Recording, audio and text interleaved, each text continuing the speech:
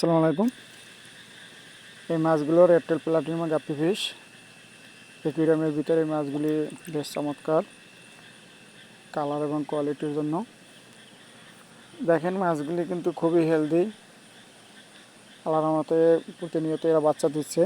সবগুলি মাছ এখানে ব্রুট অসংখ্য পরিমাণে রয়েছে, যদি কারো প্রয়োজন হয় দেওয়া যাবে। তো মাছের পাশাপাশি আমি কিছু দেশি হাঁস এবং মুরগি পালন করি। তো আজকে আমি একটি মুরগি দেখাবো আপনাদের সাথে, যে মুরগিটি 20টি বাচ্চা সহ এখন রয়েছে। এখানে 20টি বাচ্চা রয়েছে, আলহামদুলিল্লাহ। বাচ্চাগুলো সবগুলোই সুস্থ রয়েছে। এই মুরগিটা ছাড়া আমার কাছে আরও 2টি মুরগি রয়েছে, সে দুটো আপনাদেরকে দেখাবো। সেগুলি সেই মুরগ দুটিতে ডিম দেওয়া শুরু করবে আল্লাহর মতে। তো সবাই আমার এই মুরগির ফার্মের জন্য দোয়া করবেন। এই দুটো মুরগিও আমি কিছুদিন আগে বাজার থেকে কিনে নিয়ে আসছি।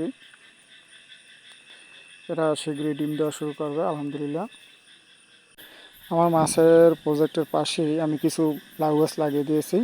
তা লাউ গাছগুলি আলহামদুলিল্লাহ আমার মাছা যে রয়েছে মাছার উপরে বাইতে শুরু করেছে। দেখেন লাউ গাছগুলোর গ্রোথ কত ভালো। এর পাশাপাশি আমি গতকাল বাজারে গিয়েছিলাম। বাজারে গিয়ে দেখি অনেকগুলি চারা বাজারে উঠেছে। এর ভিতরে আমড়া চারা এবং লেবু চারা, পাশাপাশি আমি একটি বড়ই চারা নিয়ে আসি, আপেল কুল বড়ই। তো সেগুলো আগামীকালকে লাগিয়ে দেবো আলহামদুলিল্লাহ। তো দর্শক, আজকের ভিডিওটি এখানে শেষ করব। সবাই ভালো থাকবেন, সুস্থ থাকবেন, আমার প্রজেক্টের জন্য দোয়া করবেন। আসসালামু আলাইকুম।